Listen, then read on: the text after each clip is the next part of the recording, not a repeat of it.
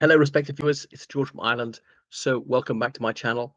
Well, it's just over 40 years since the Brighton Bomb, and I remember being very little hearing about it, about Patrick McGee's blue bag, and then telling a nonplussed American friend about Patrick McGee's blue bag. He hadn't the slightest idea who Patrick McGee was. So, it's the wee hours of the 12th of October, 1984, that a bomb went off at the Grand Hotel, Brighton. So it was the Conservative Party conference.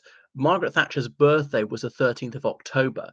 So the Conservative conference was always the end of the conference season. So it would go through her birthday, and the crowd could sing her happy birthday as she waved ecstatically from the stage.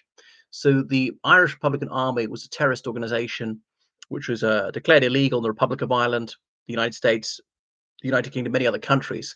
A racist sectarian organization, violently anti-democratic, wanting to deprive people of their freedom, to oppress people, was racist as well, take away people's rights, their British citizenship, to reduce Northern Ireland to poverty, fuse Northern Ireland into the Republic of Ireland against the will of the people of Northern Ireland, and revolutionize the Republic of Ireland as well.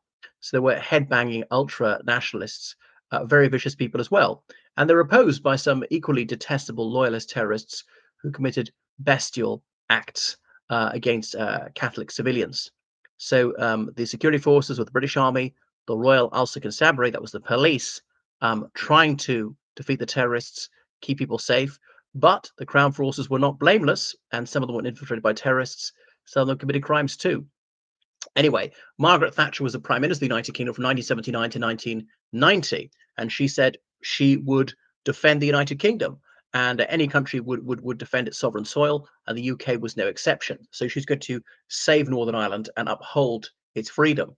So that she did, and indeed some terrorists in the IRA, they decided they're going to starve themselves to death if they weren't recognised as prisoners of war. She said, well, you're not an army, you're not fighting for any sovereign state. The Irish government says you're not its soldiers, you're not the Irish army.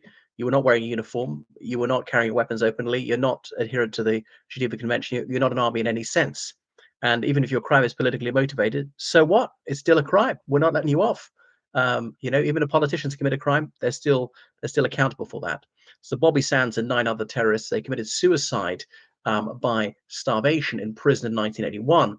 So she never blinked, and she wouldn't let them out, despite a lot of ignorance and bigotry around the world, demanding that she cave into them. No, she was ramrod straight. She was a woman of granite. Don't completely agree with her. I do think she did actually make life a lot more difficult for constitutional nationalists. It impaired relations between the Republic of Ireland and the UK.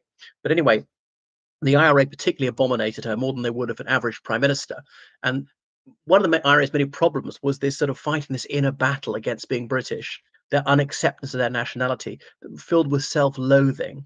Would have been a lot happier if they recognised that they were British and just very fortunate to be citizens of the United Kingdom. But anyway, so come back to it. So they wanted to kill her, and so it was the easy bit was they knew where the Conservative Party conference was going to be months in advance. So Patrick McGee was a chap from Northern Ireland who'd grown up in England sometime. I wonder if he had a somewhat mixed accent, but I have seen some interviews with him. So that what they reconnoitered the Conservative conference, and then they thought, well, what we'll do is we know which hotel she's going to stay in. So that's why 4 weeks before the conference, Patrick McGee, he checked into the hotel under a false name, Roy Walsh. And how did he know which room she was going to be in? But anyway, he booked for 3 nights. And that's where he got a room, worked close, where he reckoned Thatcher was likely to stay. Then he burrowed into the walls, and he concealed a bomb there to go off in a month or whatever. Anyway, and so that's why 48 kilograms of gelignite was there. And so then it was time to go off, and indeed it did go off. So it killed a few people. Norman Tevenant, who was a cabinet secretary, he was carried out. That was filmed, and he was not too badly injured, but his wife was very badly injured. She was paralyzed for the rest of her life. She only died a few days ago, if I got that right. And various other MPs were murdered. Sir Anthony Berry, for example, and his seat was later taken over by Michael Portillo. He represented Enfield Southgate. So that was it. It was an attack on democracy, as Maggie Thatcher correctly said. But people's clothes were ruined. Well, that was the least of their worries. But Mrs. Thatcher persuaded some shops to open very early so people could buy more clothes, and the conference would go ahead as planned. because obviously the IRA, they wanted to murder civilians. They also wanted to scupper the conference. And by holding the conference on schedule, that was defeating them. And as she said, this is a proof that not only will terrorism fail to defeat democracy today, but it shall always fail. It doesn't always fail, unfortunately. And so it went ahead. So that was her. She was still composed, and she carried on battling to the end. And that's why freedom and democracy and human rights won, and Northern Ireland still part of the United Kingdom. Now, of course, it's possible Northern Ireland could vote to leave the United Kingdom and vote for fusion with the Republic of Ireland. Fine. That's always been a possibility. Nobody ever tried to deny that one. Nationalists were always allowed to organise, stand for elections in Northern Ireland. They won seats. And actually, Sinn Féin, formerly the IRA without the balaclava on, that is the governing party in Northern Ireland. Just how free the United Kingdom is, that even a party that openly advocated terrorism was allowed to exist and organise and stand for election. It's quite staggering, the declension in liberty in the United Kingdom in the last few decades, that now if you're so-called extreme, you're criminalized or banned for various things for saying unpopular things, when it doesn't come anywhere near what the IRA was doing, with which the Labour Party had some sympathy.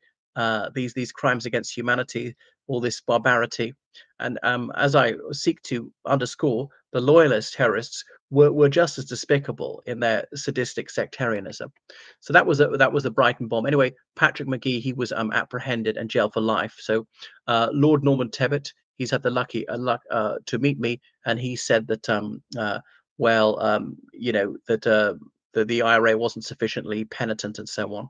So Patrick Magee, he got back to Ireland. He hid in County Cork. He was in Cork when it went off, and he was glad that it had happened.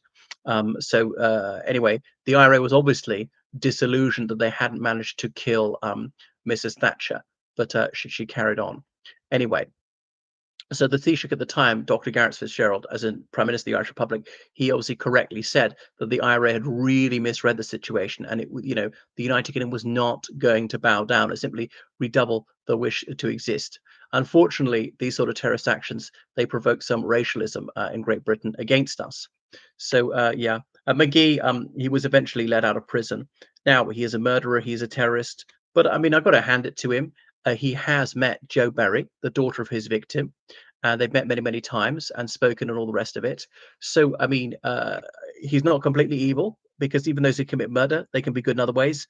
I don't know, he might be a loving husband or a wonderful father or good to his friends or whatever. So people shouldn't be defined just by one thing, their crime. I believe in forgiveness, in reconciliation.